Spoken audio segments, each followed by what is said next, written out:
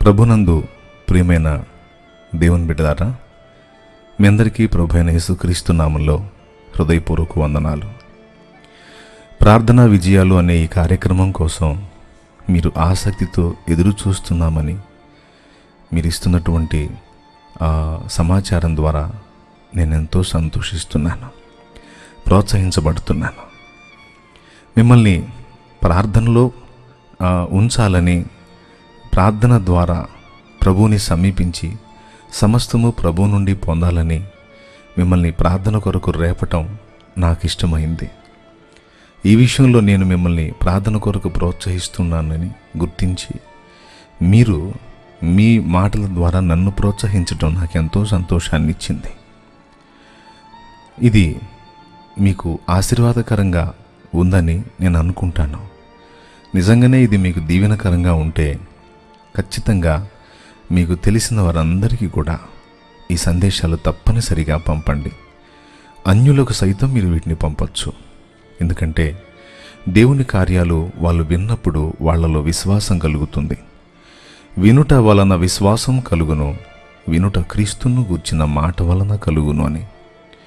యేసుక్రీస్తు ప్రభు మన జీవితాల్లో చేసిన కార్యాలు ఖచ్చితంగా మనం ఇతరులకు సాక్ష్యం ఇవ్వాలి. కాబట్టి ఈ సందేశాలు ఇతరులకు మీరు పంపించటం ద్వారా మీరు మాత్రమే గాక మీరు ఎంత మందికైతే వీటిని పంపుతారో వారందరూ కూడా మేలు పొందటం దేవునికి సంతోషకరమైన విషయం కదా. కాబట్టి ఖచ్చితంగా మీరు ఈ కార్యాన్ని చేయండి. విని వదిలేయకుండా ఎరుగని అనేక మందికి ఖచ్చితంగా ఈ సందేశాలు పంపండి. ఈ పరిచర్యలో నాతో పాటు పాలిభాగస్తులు కండి. ప్రభు మనందరికీ సహాయం చేయునుగాక. ఆమేన్. ప్రార్థనలో మీకు ప్రోత్సాహకరంగా ఉండేదానికి ఈరోజు మరొక విషయాన్ని నా జీవితంలో నుంచి పంచుకుంటాను. నేను 2002లో ఏప్రిల్ 17న రక్షింపబడ్డాను. 2006లో దేవుని పరిచర్య కొరకు పిలువబడ్డాను. దేవుడు ఆయన సేవ కొరకు నన్ను పిలిచాడు. కొద్ది రోజులు తప్పించుకొని తిరిగాను, యోనాలాగా. కానీ దేవుని కృప నన్ను వెంటాడింది. ఆయన సేవ కొరకు ఎట్టకేలకు నన్ను గెలవగలిగాడు. ఆ తర్వాత సేవలోకి వచ్చిన తర్వాత చాలా కఠినమైన పరిస్థితులు నేను ఎదుర్కొన్నాను. అంటే ఇది నేను ఒక్కడనే కొత్తగా ఎదుర్కోవటం కాదు, దైవజనులు అందరూ కూడా వాళ్ళ స్థాయిలో అందరూ శ్రమపడ్డోళ్లే. అయితే వరుసగా శ్రమలు ఒక పక్క ఎదురొస్తుంటే మరోపక్క దేవుడు తోడై ఉండి కాపాడుకుంటూ వచ్చిన తీరు వర్ణనాతీతం. ఒక భక్తుని జీవితంలో దేవుడు చేసిన కార్యాలన్నీ చెప్పాలి అంటే కోకొల్లలుగా ఉంటాయి. ఇప్పుడు వినేటువంటి మీలో కూడా కొంతమంది మంచి భక్తిపరులు ఉండుండొచ్చు, మంచి ప్రార్థనా పరులు ఉండుండొచ్చు. మీ జీవితాల్లో కూడా దేవుడు ఎన్నో కార్యాలు చేసి ఉండొచ్చు. 2006వ సంవత్సరంలో నేను సేవకు వచ్చిన తర్వాత కొన్ని నెలల్లోనే దేవుడు అనేక మంది సేవకులకి నన్ను పరిచయం చేశాడు. చిలకలూరుపేటకి సమీపంలో ఉన్న ఒక గ్రామంలో, ఆ గ్రామం పేరు కొణిదెన అనేటువంటి గ్రామంలో మరి దైవ సేవకులు తిమోతి గారు, పాస్టర్ తిమోతి అనేటువంటి దైవజనుడు వారి ప్రాంతంలో వాక్యం చెప్పడానికి నన్ను ఆహ్వానించాడు ఆ రోజు. అయితే నేను ఆయనకి డేట్ ఇచ్చాను వస్తానని. అప్పటికి 4 రోజులుగా నాకు దేవుడు 2 మగపిల్లల్ని ఇచ్చాడు. వాళ్ళల్లో పెద్దవాడు, వాడికి ఇంచుమించు ఒక 5 సంవత్సరాలు ఉంటాయి. ఆ 5 సంవత్సరాల బిడ్డ వాడు 4 రోజులుగా కొంచెం బలహీన పడుతున్నాడు. తిన్న ఆహారాన్ని వాంతి చేసుకోవటం, కొంచెం కడుపు నొప్పి అని వాడు కొంచెం ఏడవటం అట్లా జరుగుతూ ఉంది. మా అమ్మ పెద్దవాళ్ళు గమనిస్తారు కదా, ఆమెకు తెలిసిన అవగాహనలో కొన్ని పరీక్షలు చూసినప్పుడు వానికి పసికర్లు అయినాయనే డౌట్ ఉంది ఆమెకి. అయితే నాకు నా భార్యగా ఆ సంగతి తెలియదు. ఒకవేళ నా భార్యతో మా అమ్మ అందేమో కానీ ఆమె నాకు చెప్పలేదు. అయితే ఆ రోజు కొండిదన ప్రాంతానికి వెళ్ళి నేను వాక్యం చెప్పాలి. అక్కడ దైవ సేవకులు మరి నా కోసం ఎదురు చూస్తూ ఉన్నారు. అయితే నేనేం చేశానంటే వాక్యం చెప్పడానికి వెళ్ళేటప్పుడు ఆహారం తిని వెళ్ళాలి, ఎందుకంటే అక్కడ పరిస్థితి ఎలా ఉంటుందో తెలియదు. అందుకని భోజనానికి కూర్చున్నాను. నా పెద్ద కొడుకు నా దగ్గరకు వచ్చి కూర్చున్నాడు. వాడికి కొంచెం బాగలేదు. అయితే నేను ఆ సమస్య అనుకోలేదు, పసికెర్లు అనుకోలేదు. నేను నా పక్కన కూర్చోబెట్టుకుని నాకు తెలియక వాడికి కోడిగుడ్డు తినిపించాను. విషయం ఏంటంటే పసికెర్లైన వాడికి పొరపాటును కూడా గుడ్డు తినిపించకూడదు అంటారు. తినిపిస్తే ఇక వాడంతే సంగతులు. అందులో చిన్నపిల్లలకి ఇంకా శక్తి తక్కువగా ఉంటుంది. వాడు ఒక 5 ఏళ్ల బిడ్డ, అంతే, ఒక 5 అంతే. ఆ చిన్న బిడ్డ అమాయకంగా నా దగ్గరకు వస్తే వాడి సమస్యను గుర్తించకుండా నేను వాడికి అది తినిపించాను. తినిపించి నేను తినేసి రెడీ అయ్యాను. నేను రెడీ అయ్యి బయలుదేరబోయేసరికి వాడు పడిపోయాడు. వాడి ఒళ్ళంతా భయంకరమైన జ్వరం, భయంకరంగా వేడెక్కింది, వాంతి చేసుకున్నాడు. నా కళ్ళ ముందే అపస్మారక స్థితిలోకి వెళ్ళిపోయినట్లుగా పడిపోయాడు. అక్కడేమో 7 దాటితే నేను వెళ్ళాల్సిన ఊరికి ఆటోలు ఉండవు. మరి ఆటోకి నేను వెళ్ళాలి, నాకు ఏ వాహన సౌకర్యం లేదు. ఈ పిల్లవాడి పరిస్థితి చూస్తే వాడు పడిపోయాడు, జ్వరం వచ్చింది, వాంతి అవుతుంది. ఆ ఇబ్బందికర పరిస్థితుల్లో ఏంటి వీడికి ఏమైంది అని నేను ఆలోచిస్తూ ఉంటే మా అమ్మ వచ్చింది. ఏందయ్యా వీడికి జ్వరం వచ్చిందిగా అని చెప్పని ఆమె అంది. జ్వరం ఎన్ని రోజుల నుంచి వస్తుందమ్మా అని అన్నాను. 4-5 రోజుల నుంచి. పసికెర్లు ఏమైనా అనుమానంగా ఉంది అని అంది. పసికెర్లా? మరి నాకెందుకు చెప్పలేదు, నేను కోడిగుడ్డు పెట్టాను మా అన్నాను. మా అమ్మ అదురుపోయింది. ఎంత పని చేసావయ్యా, పసికెర్లైన పిల్లగాడి కోడిగుడ్లు పెడతారా, ప్రాణ ప్రమాదం కదా అని మా అమ్మ అంది. నాకు భయం వేసింది. మా అమ్మ చూసింది, వాడి కళ్ళు చూసింది. ఆ కళ్ళు పచ్చగా ఉన్నాయి. నేను చూశాను, పచ్చగా ఉన్నాయి. మా అన్నయ్య కూడా చూశాడు. కన్ఫామ్ వాడికి పసికెర్లు అయినాయి, కళ్ళు పచ్చగా వచ్చినాయి, జ్వరం వచ్చింది, వాంతులు చేసుకుంటున్నాడు.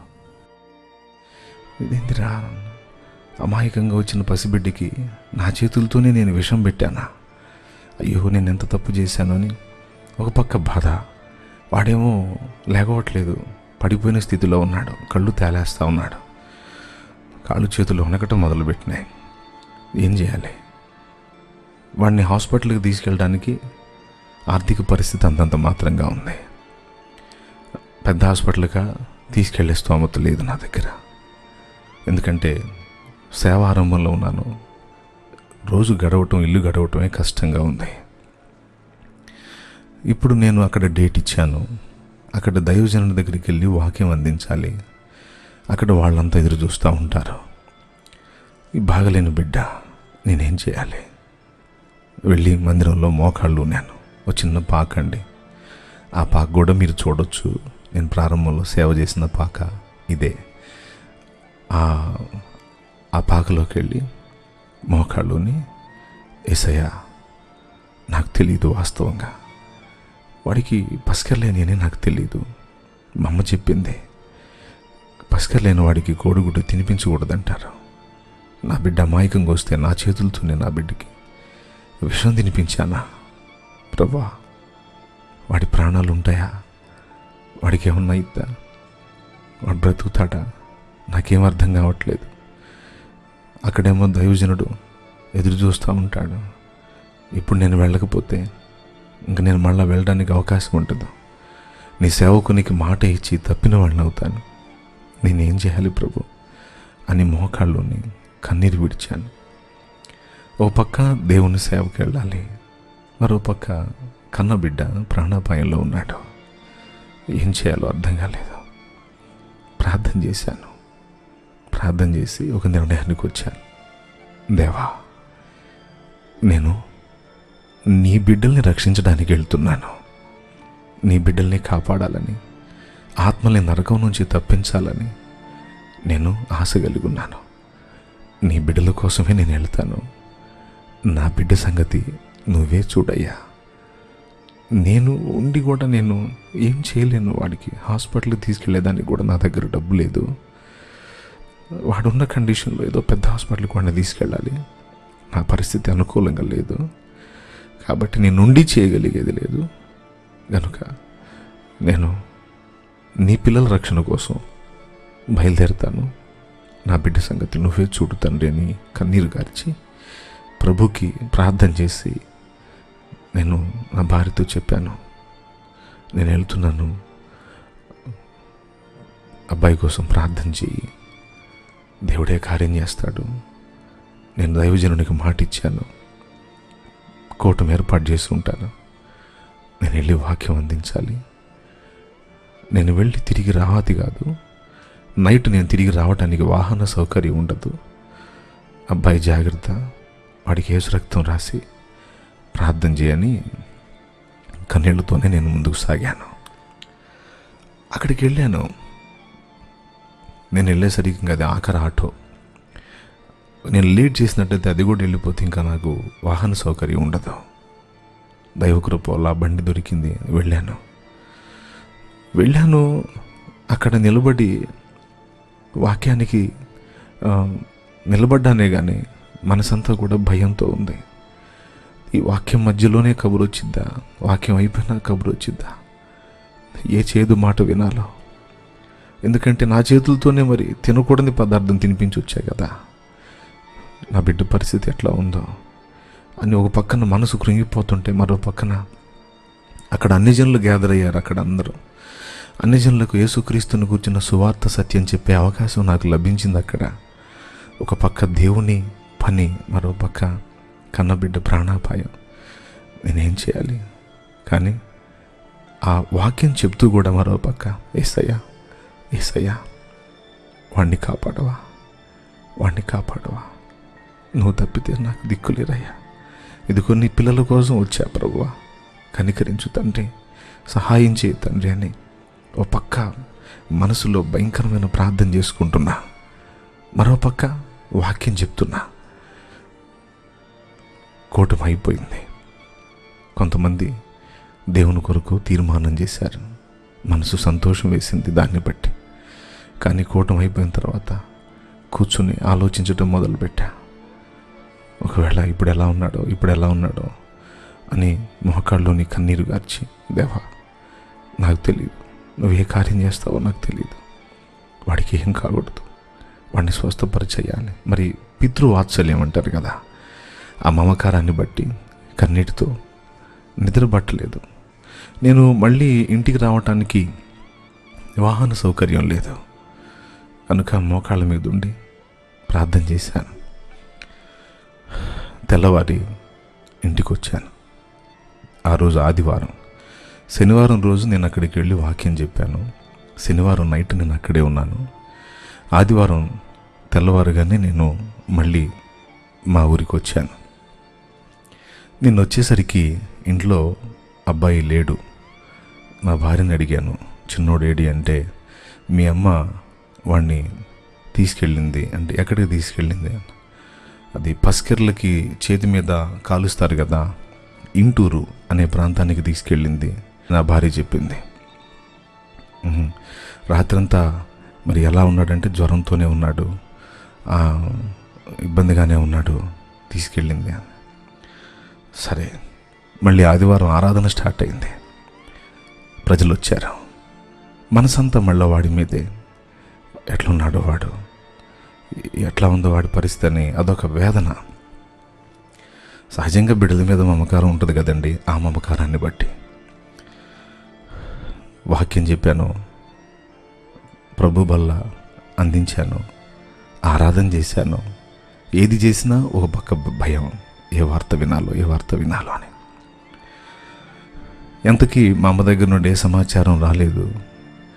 ఇంకా వచ్చిద్ది అని ఎదురు చూస్తూ ఉంటే ఆమె రాలేదు. చివరికి ఆరాధన అంతా అయిపోయింది. చివరి ప్రార్థన కోసం అందరినీ లేపి నిలిపాను. అప్పుడు మా అమ్మ బయట ఉండి ఒక వ్యక్తి చేత కబురు పంపింది. అయ్యా, దేవుడు కార్యం చేశాడు, అబ్బాయిని సాక్ష్యం ఇవ్వమను అని పంపింది కబురు.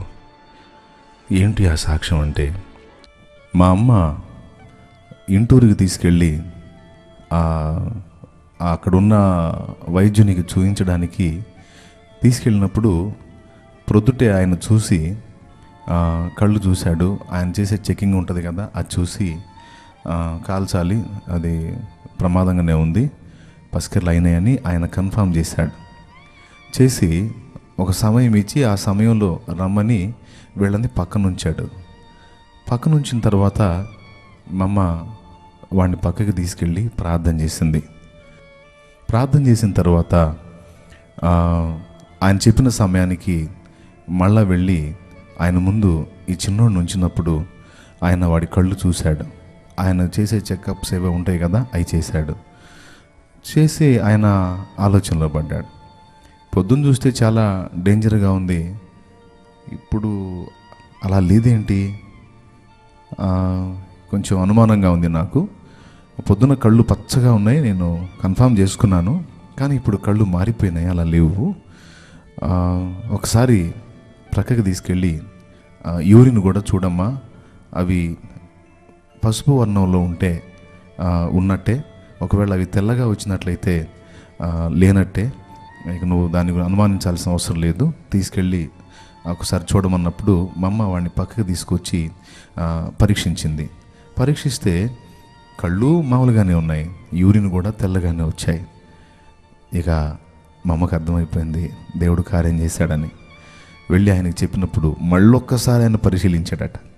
పరిశీలించి కళ్ళు మామూలుగా ఉన్నాయమ్మా, పొద్దున్న నేను చూసినప్పుడు పచ్చగా ఉన్నాయి, మరి ఇప్పుడు మామూలుగా వచ్చేసినాయి, యూరిన్లో కూడా తేడా లేదు, జ్వరం కూడా లేదు, తగ్గిపోయింది, ఇంకా తీసుకెళ్ళు, అవసరం లేదు పో అని పంపించాడని మా అమ్మ చెప్పింది.